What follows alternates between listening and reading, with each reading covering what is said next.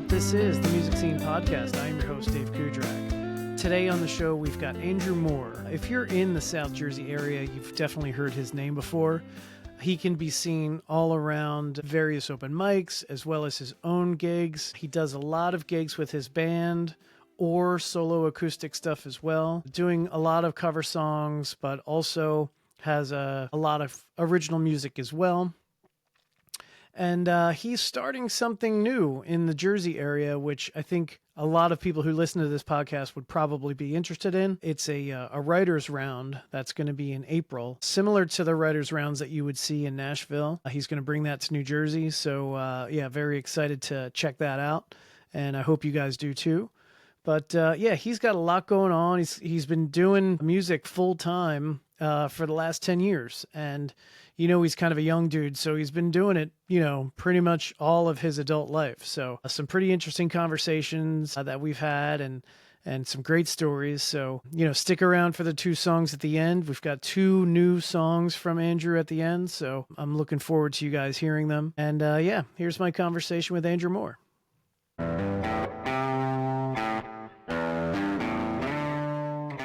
So we are here with Andrew Moore, right? Am I pronouncing that right? You got it. All right, cool. Well, thank you very much for being here. I appreciate it. Thanks for having me. All right. So, we're going to go through the normal stuff.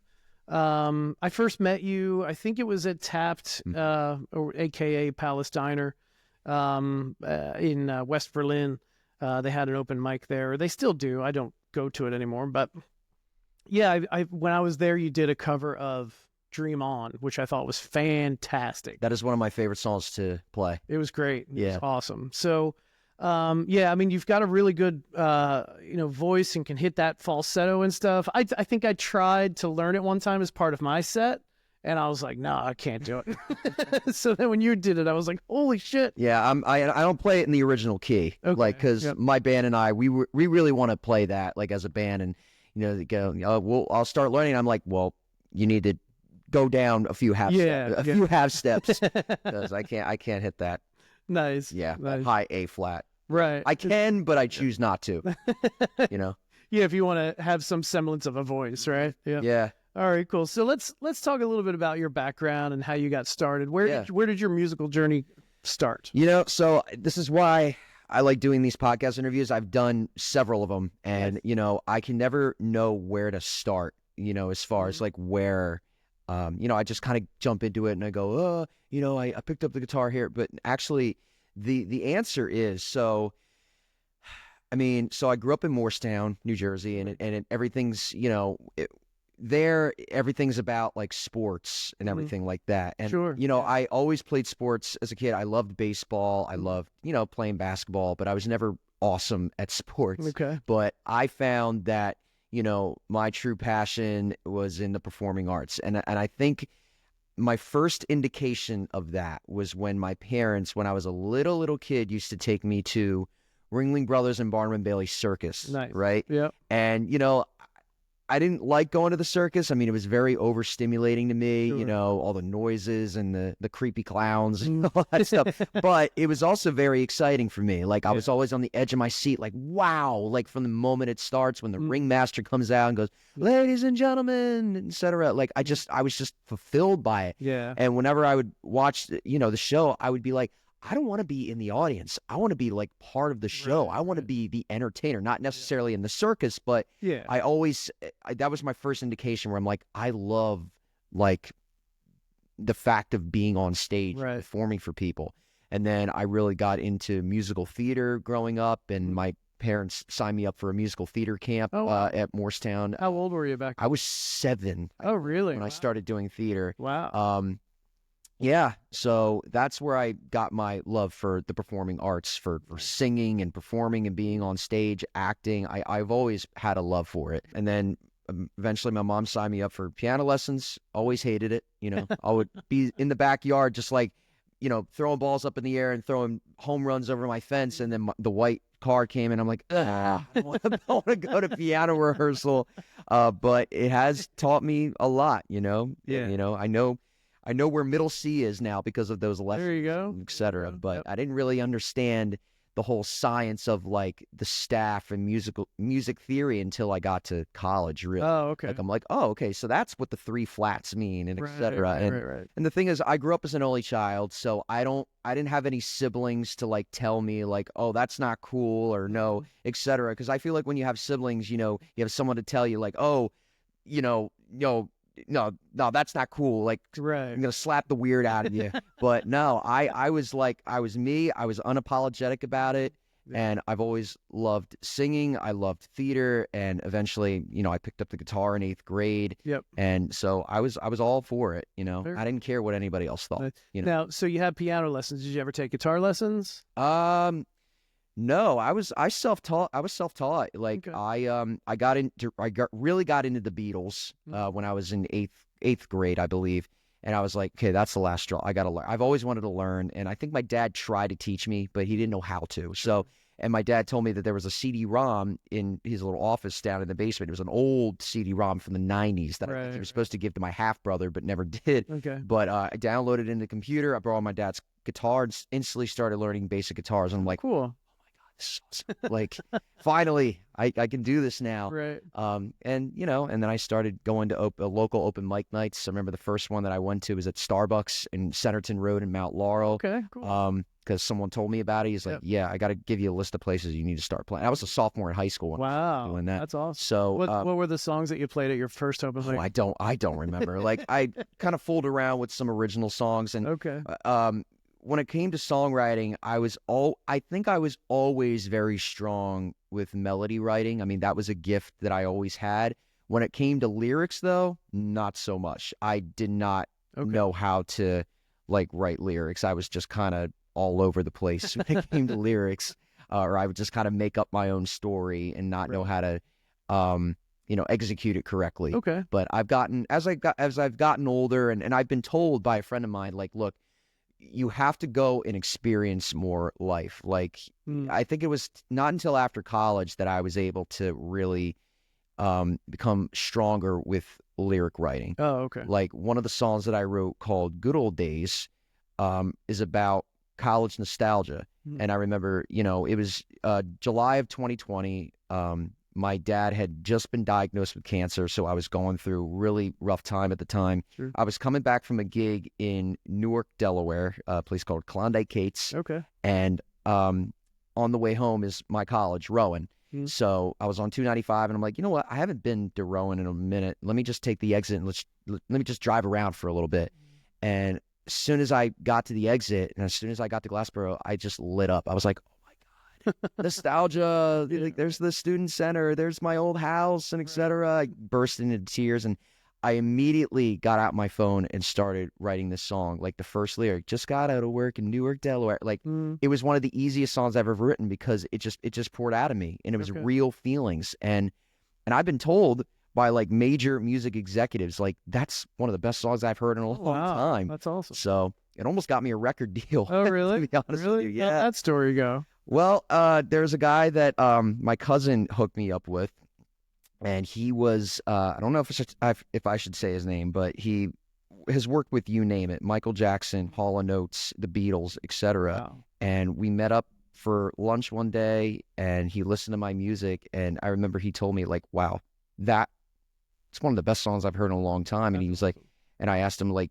what could you, so what do you want to do for me? And he said, well, I would really want to try to maybe get you signed to a major label. And I was like, I don't know. And, he was telling me, like, well, keep in mind, this is, you don't have to lift a finger in the business side. And I was like, I know that, but I know what's important to me.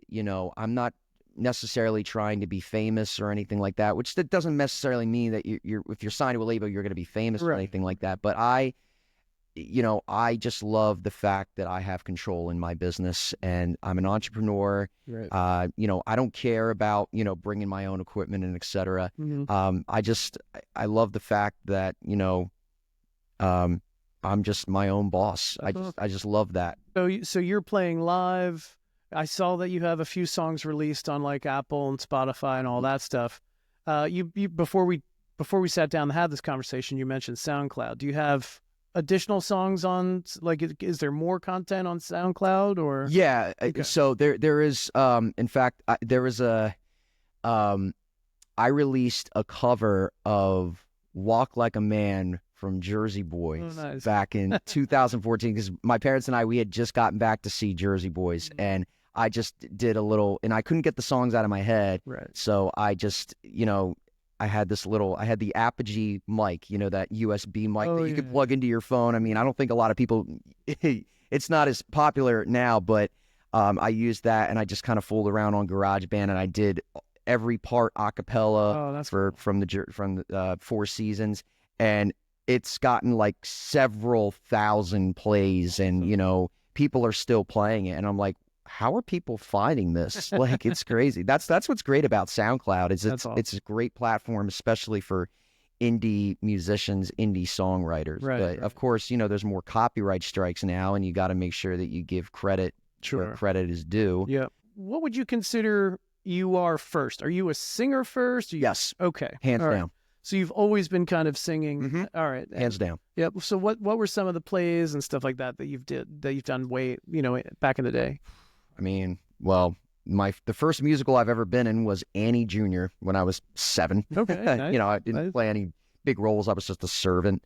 But when I got older, like in high school, because I've done every spring musical in high school, and I was always casted as like the comedic role. Like I did Anything Goes in my freshman year of high school, and I played like a drunk dude that has to fall off the boat.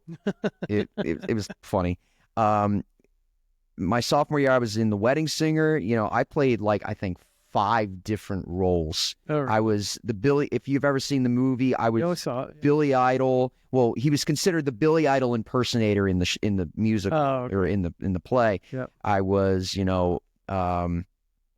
I had to play a waiter who proposes to another waiter, a bunch of crazy characters. And my junior year, I was, if you've ever seen the movie Legally Blonde, the UPS guy, Kyle.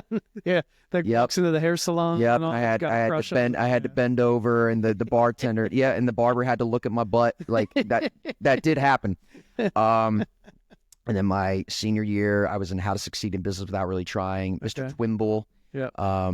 And I think the last musical I ever did was the summer musical for More Arts, which is a nonprofit in Morristown. Was Sound of Music, and I played Rolf. So that was the last role that I've ever played, like as far as musical theater goes. Yeah. Would you still be open to doing theater nowadays? 100%. I mean, if I can get opportunities where I can like be in a feature film or something like that, that would be awesome. Okay. Because I love being part of like videography projects and et cetera. And I went through a whole videography phase when I was younger, when I was like in middle school. Like I loved like taking random videos of things. I would annoy the crap out of people. Like just like, dude, why are you videotaping? Like, et cetera. I'm like, I don't know. I'm just fooling around. I don't know. This is my new hobby. I'm addicted to it. That's funny.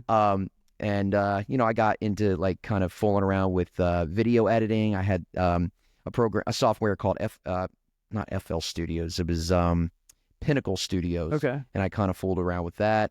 But I still, to this day, love, and I need to fool around with it more, especially for content, because TikTok and Instagram Reels, it's all about making those weird videos, keeping up with the trends and et cetera. I mean, I certainly wish that you could be more, I don't want to say authentic, but like I wish that you could just kind of put out quote unquote normal content, like, hey, listen to my new song, but if you don't make it like catchy, if there isn't the hook within a 1.5 seconds, exactly, you're going to lose people. You have to get people's attention in the first second. Yep. It's crazy. So is music your primary source of income? You're full-time musician? Yes, sir. I've been doing it for 10 years now. Awesome. So I started like immediately after college. Okay. High school. Sorry. Okay. Immediately after high school. So I remember the first paid gig that I had was a gig that my dad's really good friend got me in Riverton. A place called, it's not there anymore. It was called District Riverton Bistro. Okay. And I remember walking in there, and my parents and everything. I brought out a lot of people because it was a big deal. Like this is Andrew's first gig, first 4-hour gig. Yep. I remember going in there. I was overdressed. I had a tie on. I thought I had to dress this way. And I go in, and I think all I brought in was my guitar. That's all I brought in. And I remember talking to the host, and I'm like, hey, I'm the singer tonight. And they're like, okay, great. And I'm like, okay, you can get set up now. And I'm like, all right, I just need the PA system. And they're like, what? I said, the PA system, the speaker, the mixer. Where do I plug in? You got to bring that stuff, honey. Like, what? Oh, I thought restaurants provided that stuff. Right. So I told my dad's like, what do you want to do? So I had to get creative about this. So I said, okay, go home. I want you to get the bass amp that we have, and I want you to get my electric guitar amp, and I want you to get the toy microphone that that I have. So he brings back all this. I plug in. Somebody at one point gave me a DVD game of American Idol from when I was probably like in 6th grade. Someone gave it to me for my birthday. Maybe my parents did. I probably played it one time and never picked it up again. So, and I still had that microphone because it had a 1/4-inch adapter. It wasn't USB or anything. Yeah. So anyway, I plugged that into my guitar amp, and I just put it on a clean setting, no crunch, no distortion, clean setting. I was able to put some reverb on it, worked just fine, and then I plugged my guitar into my bass amp. Right. And, it did the job at the time. That's awesome. And then I ended up playing a spot called Connie Mack, so that's not there anymore, right on Route 130. Yeah, 130. Yeah, in Pennsauken. Yep. And I had a guy come up to me and go, listen, you sound great. Your voice is great. You're awesome. But you need to change your PA system. So I was like, okay, so I got a speaker. I got the speaker. I just plugged right into the speaker. And they're like, okay, that sounds great, but you need a mixer. I'm like, okay, I need a mixer. So as time went on, I had to learn that, like, sure, this is what you had to do. and I would just use my gig money to buy, my equipment. Yeah. And I guess since you were first starting out, and I guess your parents weren't necessarily like gigging musicians, they didn't know, right? They didn't understand. No. Yeah. So no, they did not. But I mean, my dad played the guitar. Yeah. I mean, he wasn't like a professional, but my dad was. I can safely say my dad was my biggest inspiration. Really? Rest Nice. in peace. Yeah.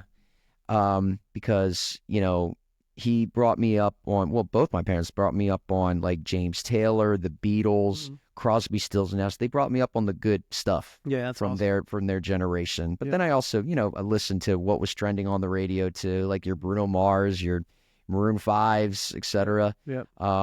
But that's where the range of genres, people are shocked when I play gigs now, like, how do you know that song? I'm like, I was raised right. So that's great. So what's your set look like? As I assume it's mostly covers because it is South Jersey. Let's see. But yeah, you have covers, originals, and then like what decades are you covering? Everything like 60s, 70s, some 50s. Like I play the Platters, I play Elvis, I play the Beatles, I play James Taylor. Polka. No, I'm just kidding. Yeah, but I definitely try to squeeze in my originals when I feel like it's appropriate. There's a lot of people that are scared to play their originals at covers, and I'm like, I don't care. Like, right. I just feel like it has to be executed correctly. Like, my band and I, we play a gig down in Cape May called the Boiler Room in Congress Hall, and my secret is.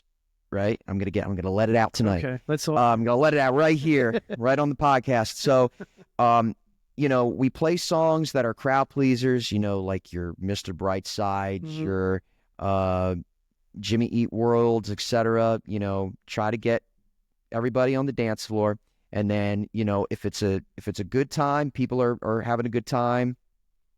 I'll just start playing my original song. I won't say a word Mhm. until the song is over, because I want people to, because if the thing is, if I tell people it's an original, they're going to leave. Yeah, they might They're going to get off go to the dance floor. bathroom or do whatever. Yeah.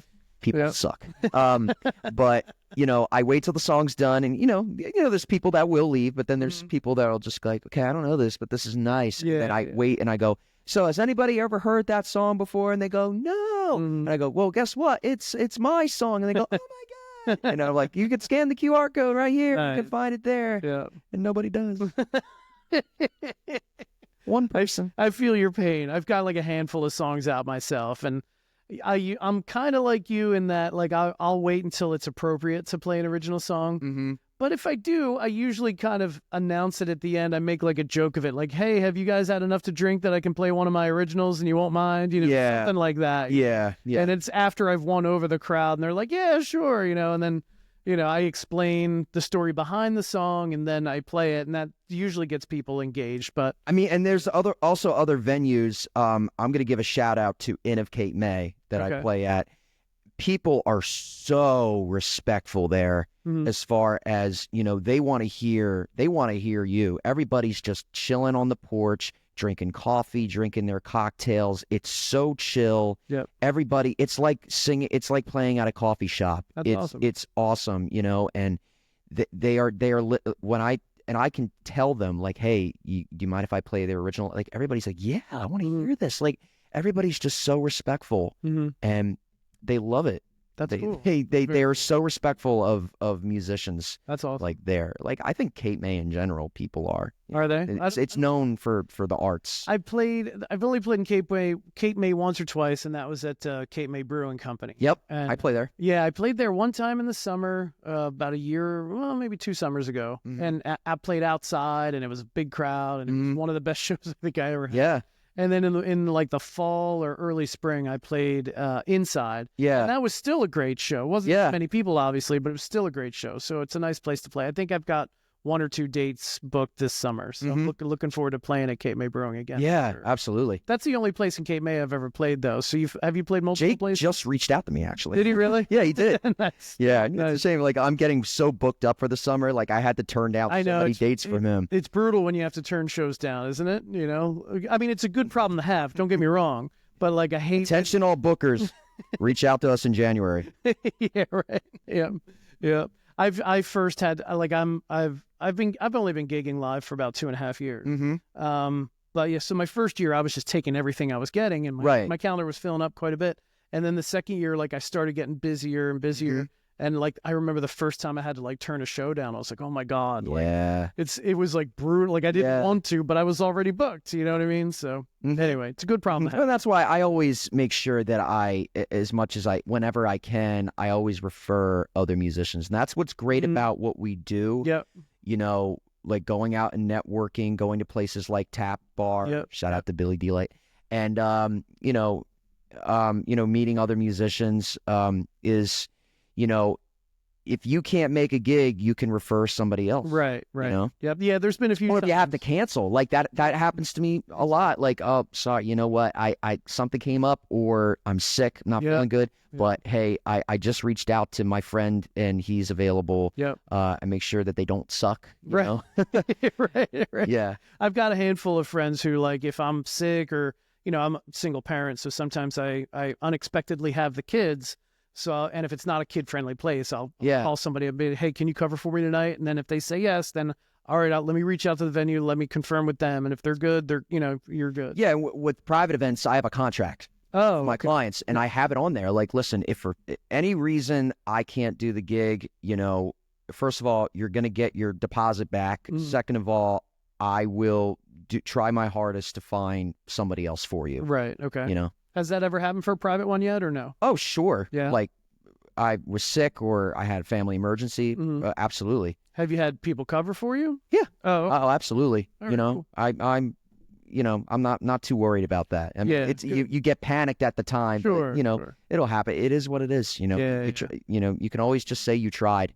Right. but you should never not try. Yeah, absolutely. And the venue, whether it's private gig or not, the venue appreciates it too, because Sure. now they're not stuck without music or Oh, I'm sorry, I'm sick. Yes. Bye. To find Like, somebody. good luck. Yeah. Like, no, you don't want to do that. You want to try to, you're the one that got sick, or you're the one that called out, so you have to do the work for them. Right. Exactly. It's just out of courtesy to the venue. Absolutely. What does your live show look like? Is it you mentioned band, but do you also do solo acoustic gigs as well? So take me through those variations. Yeah. So well, it's I'm using a loop pedal at all my gigs now, which I really enjoy.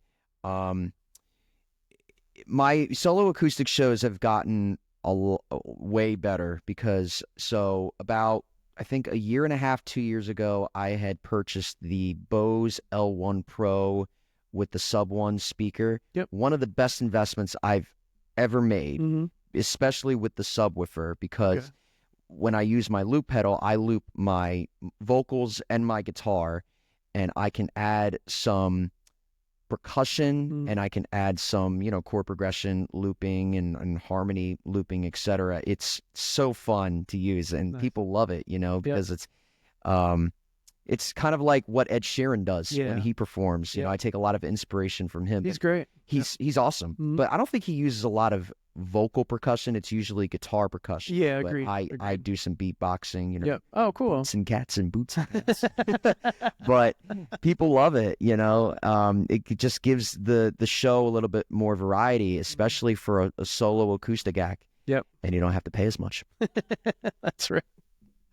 So and you get to keep all the money at the end. Exactly. You don't have to split with anybody. Exactly. Exactly. And then what's your band look like? It's a 4-piece right now.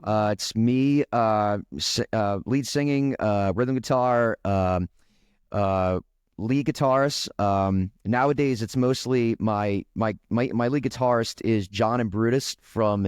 You may have remembered him from a band called Kid Felix. Oh yeah, they were pretty big. They stopped after COVID, and Jake Falana. I mean, he's got kids now. He's very busy, so they haven't played in quite a while. But John plays with me now. He's mine now. But no, I'm a big fan of Kid Felix, so it's an honor to have him, and we're good friends now. So it's an honor to have him play shows with me. I have different bass players that play with me, different drummers. Drew Richard, Kevin Frank is another drummer that plays with me. I have different, whoever's available, pretty much, Okay.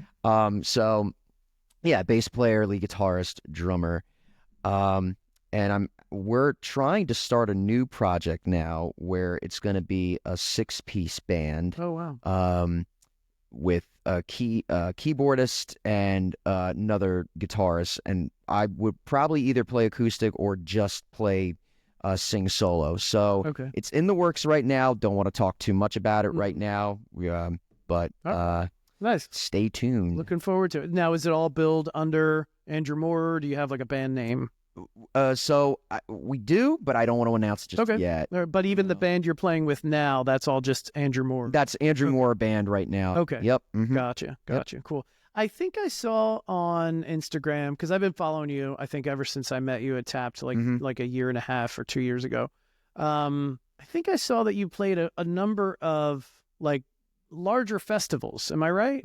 What festivals have you played before? I can't remember what it was, but right. So I've played. So my band and I. So I had a band when I was in college called Burn More, and I formed the band with a couple music major friends of mine, Zach Birnbaum, and my friend D Mason, who actually passed away a year and a half ago, and it was also my friend Max Miller, who was not a music major. He was, I believe, a biochemical engineering major. But I met him through my roommate, and I formed the guys. And I was doing laundry one day, and I saw Battle of the Bands at Rowan was coming up, and this was my junior year of college. And I asked Zach and Dean, and Max. I was like, "Hey, you guys want to try this out? You want to start something and try it for Battle of Bands?" Everybody's like all in for it. We ended up calling ourselves Burn More because me and Zach, Zach Birnbaum, we were both the lead singers. So it was inspiration from our last names, Burn More. Very extremely cheesy, but so yeah, we got some originals together, some covers too. We did Battle of the Bands. We won, and the winner got to open up for the headlining act for the annual festival at Rowan called Holly Bash. And that year it was Mike Posner. Oh, nice. Yep. Nice. So we got to open up for him. That was an honor to open up for him. What's his big hit song a while ago? I Took a Pill in Ibiza. That's the most. Then also Cooler Than Me. Cooler Than Me. That's the one I'm thinking of. Yeah, but both those songs are great. Yep. Anyway, and he also co-wrote "Boyfriend" by Justin Bieber. Oh, did he? Yeah, he wrote it. Okay. Yeah. Very cool. Nice. Anyway, so how'd that gig go? Did you get? It was cool. Yeah. Yeah, it was a lot of fun. We couldn't meet Mike. Oh, okay. Yeah, that was one of the rules that we were given. They were like, you can't meet the artist. I'm like, hey, what kind of rule is that? I know, right? We actually tried to break the rule. We approached him. Me and Zach I could see in the corner of my eye. We were hanging out in the VIP section. They had some like snacks with Cheetos and Doritos in a bag, and they had water and soda for us. So, and I could see him in the corner of my eye. I'm like, all right, let's rebel. Let's just try to go say hi to him. But, we won't bug him too much. So we walk towards him. We're like, hey, Mike. He goes, hey. Just walked off. And then his manager comes out. Oh, I'm sorry. You guys can't be back here. I don't understand that whole thing. Yeah, but at the time, I mean, I have nothing but respect for him because at the time, I know he was going through a really rough time. Oh, was it? As someone who has lost their father, at the time, he was grieving his father at the time from cancer. Oh, okay. So I can now understand where he was at. Yeah. He's not in a good place. Yeah, that makes sense. So, yep. So. Any other festivals or anything like that you've played? Yeah, Wilmington Flower Market in Wilmington, Delaware. I had the honor of sharing the stage with, I believe, American authors and also Philip Phillips. Okay. Yeah. So that was really cool, to share the same stage as them. Not on the same day, but because they had, I think it was like 2 or 3 days for, I think they like Thursday, Friday, Saturday, and then Saturday night. Obviously, it was like the headlining act. If we're talking about festivals, so I don't know if this counts. I think this counts as a festival. Well, it's more of a conference. So Cape May does a conference every year. Well, they stopped doing it for 5 years because of COVID, but singer-songwriter Cape May. Okay. And my band and I are doing it this year. We're playing at Carney's on March 28th, starting. I think we play at midnight, actually. And then I play a solo acoustic set at Delaney's the night on March 29th at 9:30. It is one of my favorite weekends. Okay. It is, and I started going in 2017. It was one of those Reverb Nation opportunities. Oh, right. Yeah. And I submitted to it, and I got the note, congratulations, you were selected. I'm like, oh, great. So I was a junior in college at the time, and I brought my friend Max to play cajon for me. Yep. And it was so cool. Like I'd never been in Cape May. It was a beautiful town. I loved it. And everything was walkable. You go to the conference where there's music executives like educating aspired singer-songwriters or music business, anybody trying to work in the music business, like educating people on, concert promotion, publishing, music technology, how to get your songs played in this day and age. Right. And you have your opportunities to network with these music executives and let them know, hey, my band's playing tonight at Carney's or Delaney's, etc. It's just an awesome weekend, and just collaborating with other singer-songwriters that are trying to shoot for the same thing. And it's just oh God, I love the conference so much. I started going in 2017. I went every year after that until they shut it down after COVID, and they didn't have it for a few years, but they're bringing it back. I've heard this year. You're probably the second or third person I think I've interviewed that's mentioned it. I think one other person's actually playing it, but I can't remember who it was. Yeah, off the top of my head. But I've heard nothing but good stuff about it. It's so fun. I've never been to it. I definitely want to go though. So I should. Yeah. It's a lot of fun. I mean, if you are a non-musician performing, I mean, you have to pay a fee to like get into the conferences and everything like. But I think it's worth it. It's cool. It's so fun. Yeah, just a fun weekend. If they're is this the first year they're bringing it back again, or? Yes, yeah. Okay. So they didn't have it since 2019. Oh wow. So Yep. quite a few years. Okay. But I'm really happy they're bringing it back Nice. this year, and I'm super excited. That's awesome. I can remember my drummer Max and we played at the Marquis de Lafayette, and we played at 7:00 because we were newbies. So they put us like at the bad spot. Yeah, not bad, but well, there was nobody there. There was one 80-year-old person watching us like play our mediocre original songs. But and then later that night, we went to Carney's, and we watched these big bands play at like 11:30 midnight, and I was like, wow, I want to play that stage, and now I am. That's so awesome, dude. I can go back to my 21-year-old self. I'm like, dude, you did it, man. That's fantastic. You did it. That's great. I can't wait to hear all about it. Yeah, I'm excited. Very cool. So when you're writing music, right? Because I know a lot of my listeners are interested in kind of original music and the writing process. Yeah. So I know you mentioned before that it took you a while to kind of get the hang of lyrics, you know. But like, what's your writing process look like? Is it as a singer first? Do you come up with like lyrics first or melodies, or how's It's always musical inspiration first. You know, it's always like, for the most part, it's usually like I have a song in my head that I can't get out of, and I just kind of take inspiration for that. Like, for example, if I can go back to my song "Good Old Days," at the time, I can remember the songs that were in my head were "Blinding Lights" by The Weeknd, High Dive by Andrew McMahon in the Wilderness. Is that how you? I think that's how you pronounce his last name. Okay.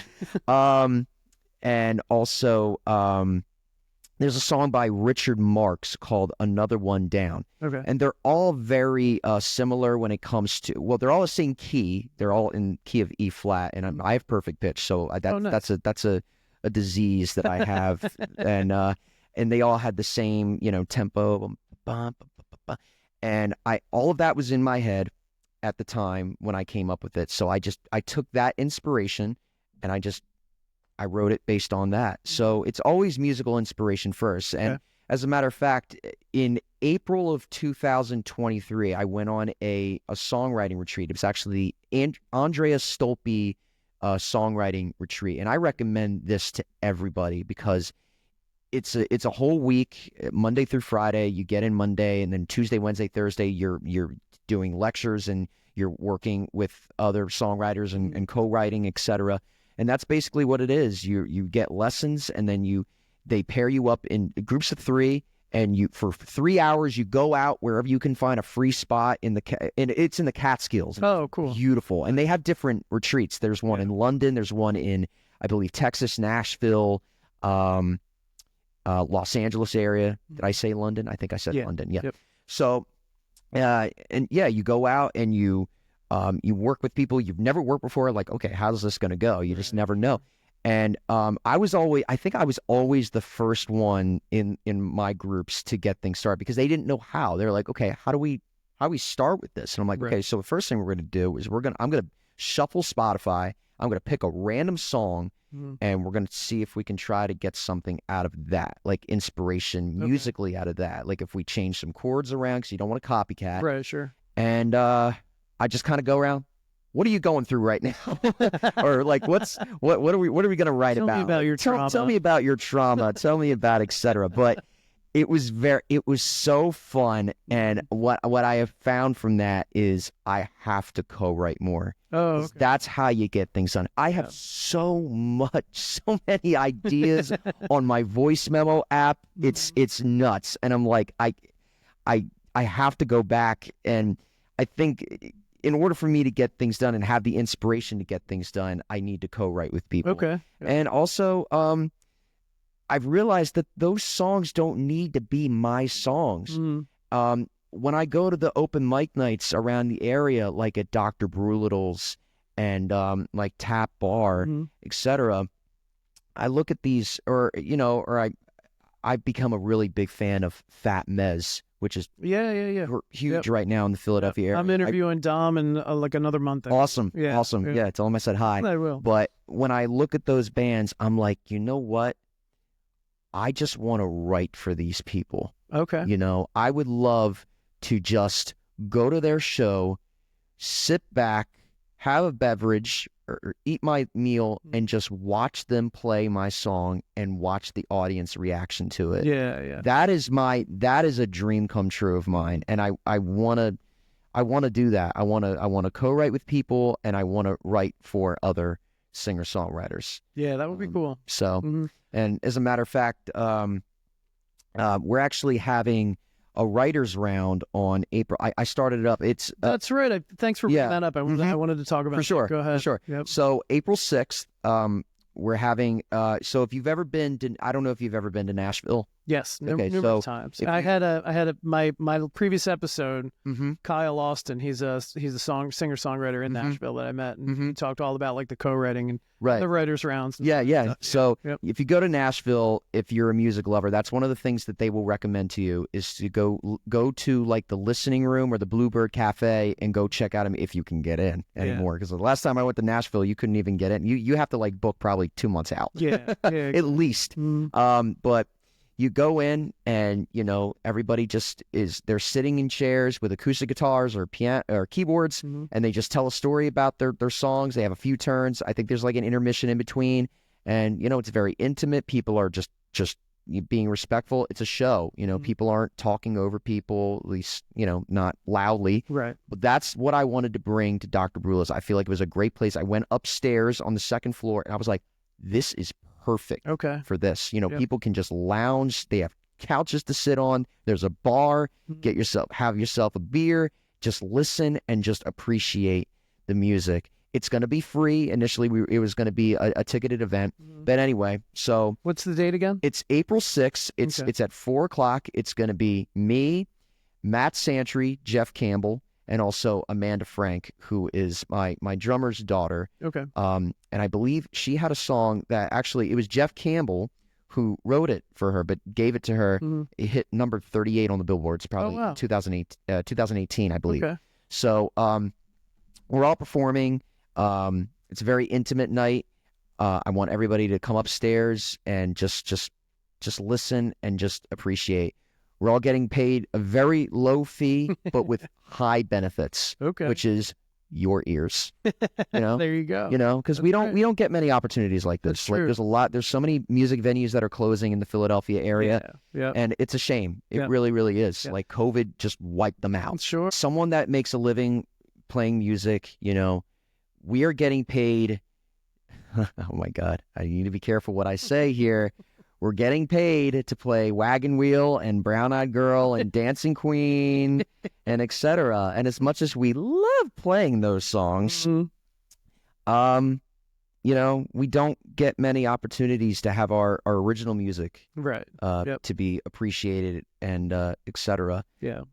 So I can remember even talking to someone about that and bringing up that idea. And they were and I was appreciative of their honesty. They just said, well, I'm not going to go to something like that because I don't know the songs. And again, you know, I respected their opinion, but at the same time, it's like, so what you're telling me is that you're not open to new songs. Right. It kind of, it makes sense of what they're saying. You know, they don't have a legit reason for going, you know, most people are going to go somewhere if they have a legit reason. Like, oh, there's an artist that I really like, and I want to hear their songs or their new stuff. Or if the Backstreet Boys are coming to town, or whatever. But at the same time, it's like, how do you know, like, that your time is going to be wasted? Right. It probably won't be. You're probably going to get something out of it. I would just say, just give it a chance, you know? I agree. Give it a chance, you know? Yep. I certainly think there's opportunities. You know, there seems to be growing interest in original music. Like, do you love music? Okay, well, that's a reason to come out. Right. Anyway, anything else you want to bring up before we talk about before we go into the performance? Did we cover everything? thank you for having me. Oh, First of all, this is great. I love doing these interviews. I appreciate you doing it. Honestly, I would just say, once again, I'm Andrew Moore. You can check out my stuff on Spotify, Apple Music, SoundCloud, etc. LimeWire. Remember LimeWire? Yeah, I remember LimeWire. Wow, going way back. I've never used LimeWire. I've heard really bad things about it, and I just never. It was like the alternative to Napster. Napster didn't even have any security around it, but LimeWire had even less. Right. So who knows what you were downloading on your for real? And also, I've got a ton of shows coming up, nice. Like all around Philadelphia area, down the Jersey Shore, Burlington County, right near I am. Like if you know me very well and you're local from where I am, I've got a bunch of shows coming up in the area. How can people find your shows? Instagram, Facebook? You can go, Instagram. I have a highlight on there with a microphone and the guitar emoji, and you can see where I'm playing weekly. Like it's a weekly, upcoming show highlight. But I also, have, upcoming original shows on there too. Mm-hmm. But then you can also go to my website, andrewmoore.com. But you can go to also Andrew Moore Bands in Town. Well, I have 2 Bands in Town accounts. There's Andrew Moore. There's Andrew Moore Music. Go to Andrew Moore. Okay. And all my upcoming shows are on there as well. Very cool. Mm-hmm. Very cool. What songs are you going to play for us today? Wow. I didn't even think about that. You know what? Should I play a new one? Because I have new stuff. I have new music coming out. Mm-hmm. So, you know what? I think I'm going to play you my new song. Nice. I'm going to do it. You know what? Yeah. Awesome. All right. Well, I'm looking forward to hearing it. Thank you. Again, thanks, Andrew, for being on the podcast. I appreciate you doing it. Thank you. Yep. All right. This song is a new one that'll be coming out sometime this year. It's in the mixing process right now. Just got done the recording about a month ago. I'm really excited for this one to come out. This one's called Come Alive. The very beginning was all unclear. Was left all alone, far from the crowd. Later on I found it was all a game. Time to get my head out of the clouds. Couldn't let nobody interfere with what I had in store. They're standing in line outside. Just wait till I open the door. I've been holding on, and I think I've waited long enough for this moment to come alive. Come alive, whoa, I've been holding on, and I think I've waited long enough for this moment to come alive. Come alive, come alive. We were all taught wrong our entire lives. Hypnotized by ones who don't understand. Down inside, you want something more. You gotta jump to get into where you wanna land. You come across lots of fire and rain, but can you dance through it all? You take it on like Superman, but will you let yourself fall? I've been holding on, and I think I've waited long enough for this moment to come alive. Come alive. Whoa, I've been holding on, and I think I waited long enough for this moment to come alive. And I'm finally gonna let myself fall, and I'm finally gonna dance through it all, and I'm finally gonna let myself land.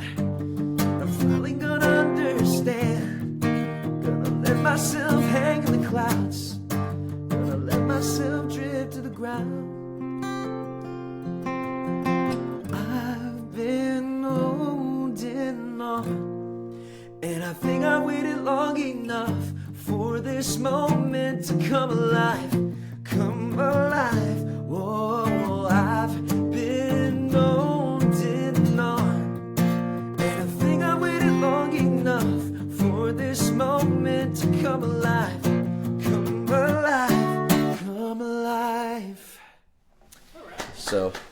I should also mention I was not the only one that wrote this song. I co-wrote this with my good friend Frank Cervantes. So shout out to Frank. Awesome. Very good. Awesome song. Thank you. Thank you. All right, this next one is called Control. I co-wrote this with my friend Mauro Delo, and it goes like this.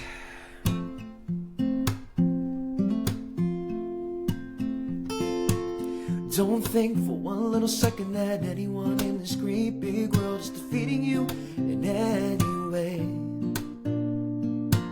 Scrolling through your feed on the gram, seeing six-packs and exotic vacations, looking like they have nothing but good days.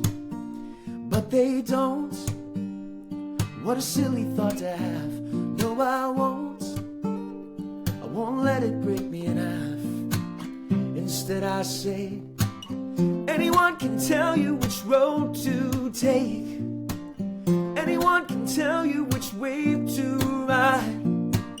There's no right or wrong, only more surrounding noise. Hear what they say, but just know that you're in control. Just breathe for one little second. Toxic words are the infection, trying to take the very best of you. Seems as though society wants to grab us by the neck and make us do what it wants us to do. But it won't. I'm not a slave to it all. No, I won't let it make me fall. No. Anyone can tell you which road to take. Anyone can tell you which wave to ride. There's no right or wrong, only more surrounding noise. Hear what they say, but just know that you're in control. Whoa, yeah. Just know that you're in control.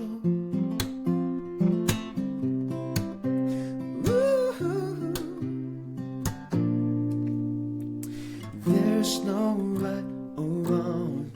No, no, there's no right or wrong. No, no, there's no right or wrong. Anyone can tell you which way to ride. Anyone can tell you which road to take. There's no right or wrong, only more surrounding noise. Hear what they say, but just know that you're in control. Anyone can tell you which road to take, yeah. Anyone can tell you which way to ride.